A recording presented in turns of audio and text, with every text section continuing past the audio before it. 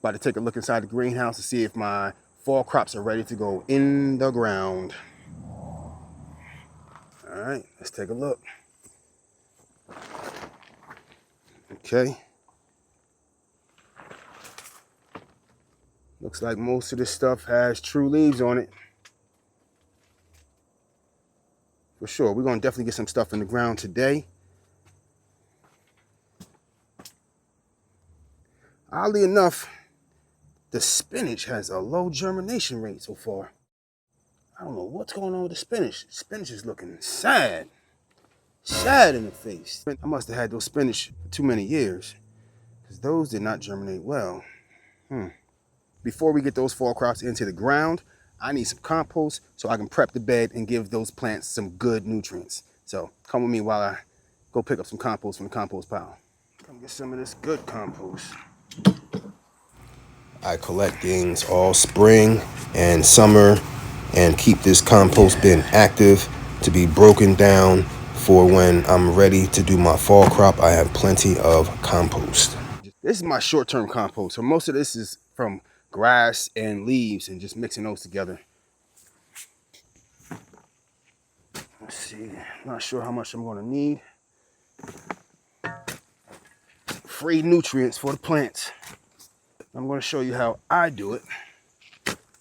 Because I'm going to go and I'm going to start in the front area where I already have kale growing. And I'm going to insert some of this compost, but I'm going to put it under where the wood chips is. Because I do grow directly in the wood chips, but I have stuff growing there prior where the lettuce, spinach, kale, and a few other things were growing over there. And if by chance, they leached out a nice amount of those nutrients, I'm going to replenish that with more nutrients from the compost. So I'm going to pull the wood chips back and then insert the compost. Nice and loose. Because I don't have an unlimited supply of compost at the moment that's finished and ready to use, I just want to be a little bit conservative with it. The plants will ultimately survive and potentially thrive without it, but I just want to give it the best possible chance for success. So I'm gonna flatten this out, and I'm actually going to put some soil blocks on top, and that's going to help me carry it to the front. Here's my first 2 batches that I'm going to put out front.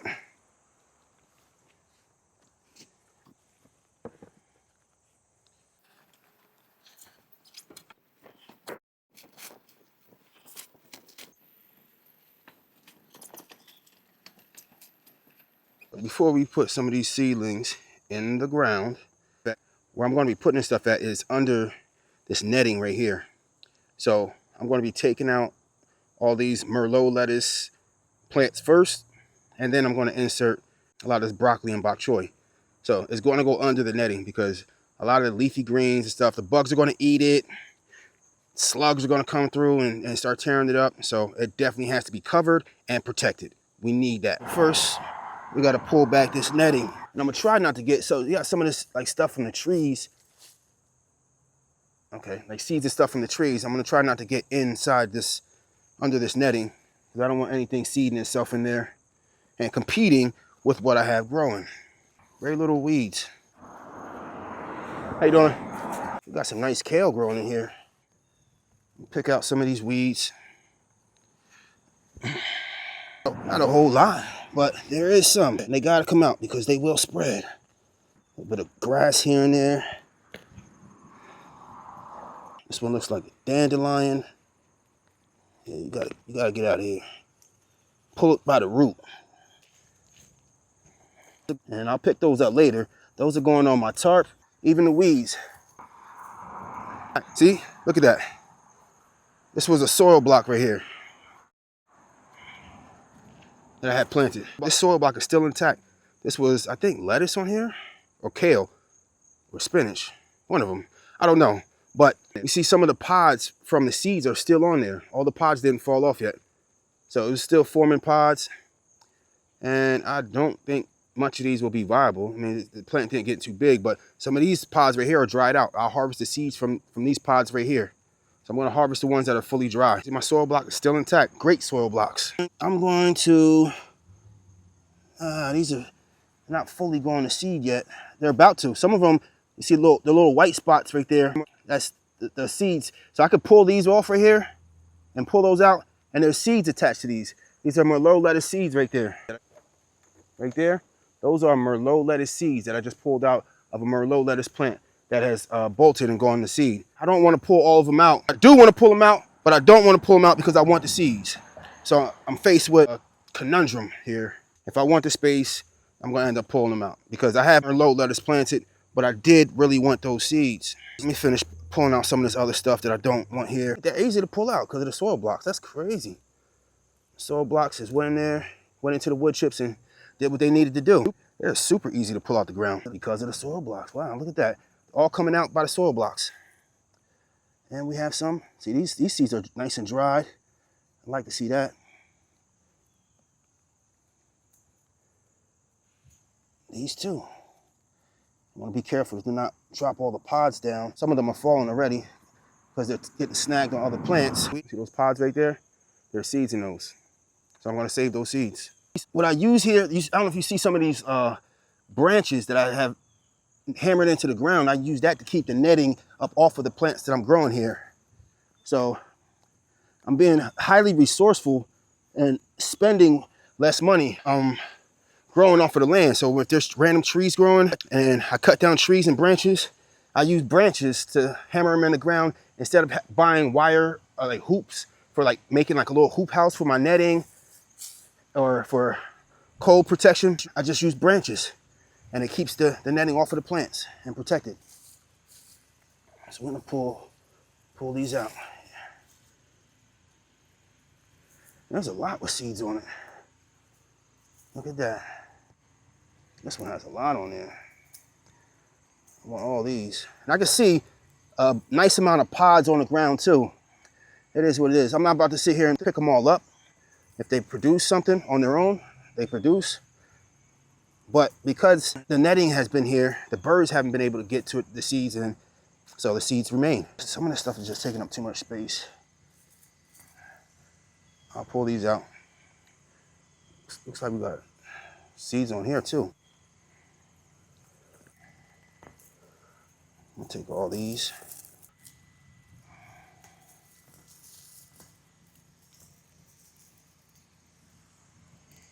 I did a little test just to see if beets will grow in the wood chips.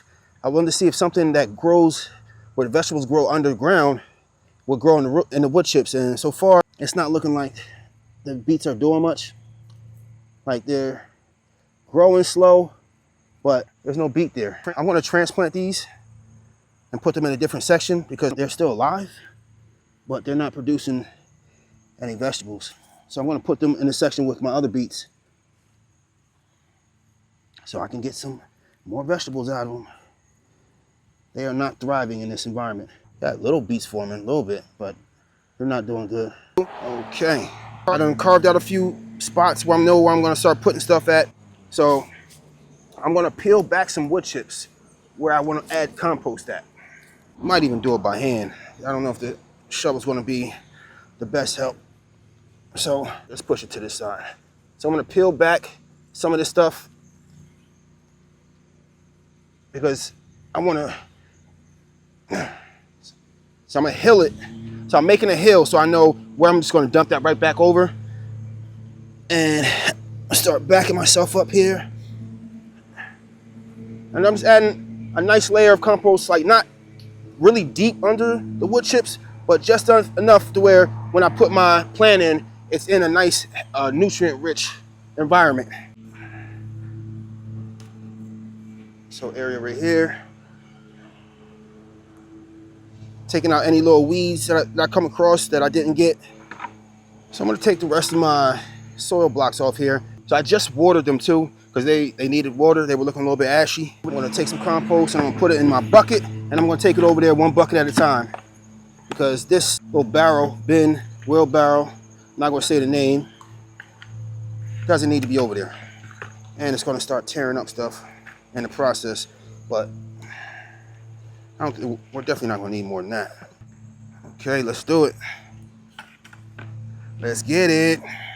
Free nutrients. This is free plant fertilizer. Grass and leaves. Composted. Free fertilizer. Just gonna add a nice amount of that in there. Compost.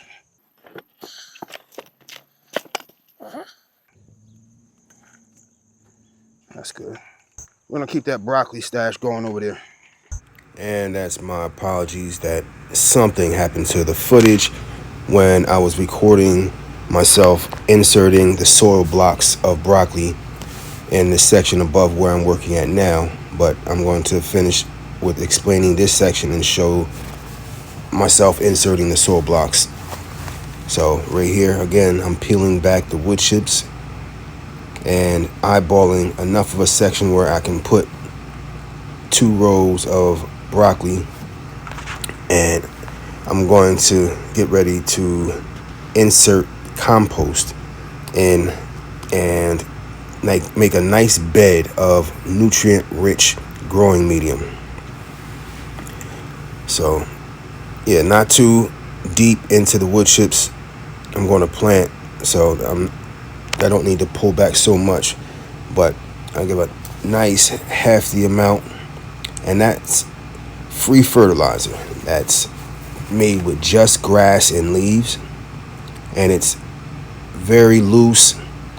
It's very easy to spread, and just layer it and make a nice bed for the soil blocks to lay on, and then just push the wood chips back over.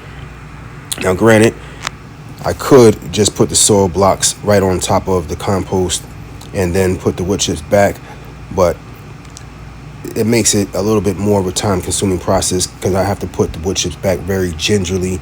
So it's easier for me to just put the wood chips over the whole section and then just nestle in the soil block and be as gentle as I need to be with them.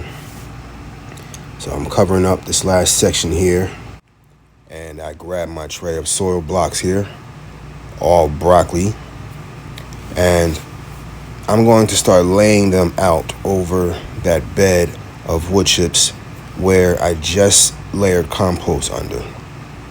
So what I'm doing is I'm mapping them out. I want to make sure that where I put them is intentional, that where I put them is over top of right where I need them to be, where the compost is, but also so that they have enough root space. Now, I'm not measuring them out. I like to garden instinctively, and if something doesn't work out well, I'm not mad at that because I learned something. Gardening should always be a process that you learn from day in and day out. So I'm nestling the soil blocks into the wood chips nice and gently so as to not break the stem. Now, I've done this plenty, so I can do it in a little bit quicker amount of time than somebody else would do, or that I would recommend for somebody doing this your first time.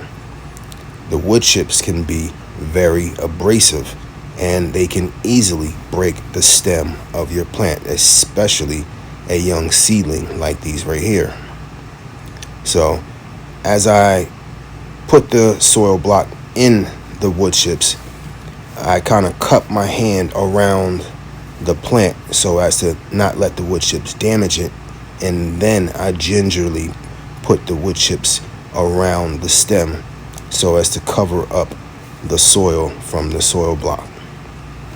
We never want exposed soil. So I'm just taking my time here, and I wet down these wood chips beforehand so as to soften the wood chips up. And that's just part of me gardening instinctively. I didn't really read that anywhere that I should wet down my wood chips, wet down my soil blocks before planting them. People typically say water in your plants after you're done planting them, which is a great idea. But I like to water everything beforehand. Sometimes you can forget to water something after planting something, and that kind of will help reassure that your plants will still succeed. Now I'm going to continue to nestle things in here, and this is more of a tedious process than actually being difficult. The only cost incurred in this setup was the cost of the seeds and the cost of the netting, which was relatively cheap. This is not going to break the bank. We can all get involved in gardening, however that may look for you. I didn't pay for the arborist mulch you see. I didn't pay for the compost. The little posts you see hammered in the wood chips, I cut from branches in my backyard. Once I learned to use my eyes to really observe and not just see things, I started becoming a lot more resourceful. Nature provides everything I need for my garden. As long as I continue to harvest seeds from my plants, I'm gardening at a very low cost and low time maintenance. Look, just think of how good you'll feel knowing that your biomass food scraps are feeding your plants that's going to put more food on your table. This is a no-brainer.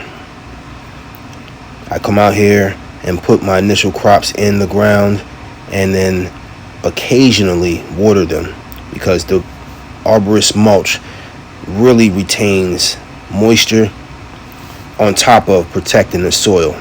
So occasionally I'll water these plants just to make sure that they don't dry out, and I give them the best possible chance of success, but it's relatively low maintenance.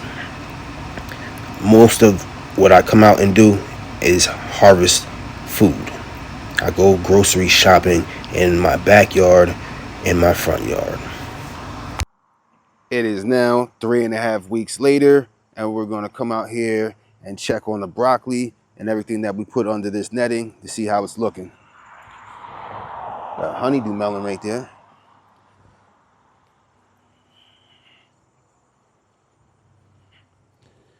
I don't want to have to take up this netting if I don't have to, but just trying to get a better view. Everything is doing good. Broccoli's doing good. It's flourishing.